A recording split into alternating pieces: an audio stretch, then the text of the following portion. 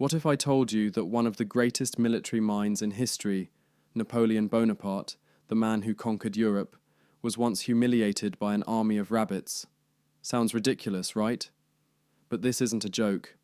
One day, Napoleon, the terror of the battlefield, found himself under siege by fluffy little bunnies. And what happened next is one of the funniest moments in military history. The day Napoleon was defeated by rabbits.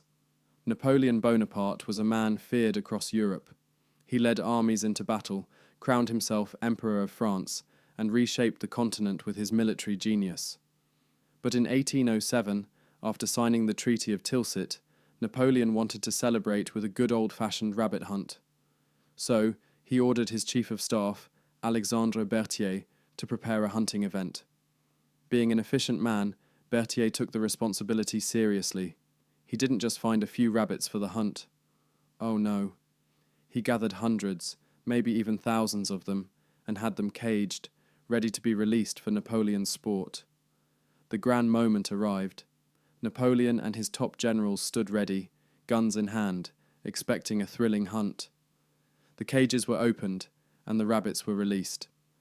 But instead of running in fear, the rabbits did something strange. They turned, locked eyes with Napoleon, and charged. At first, Napoleon must have laughed, thinking it was some fluke.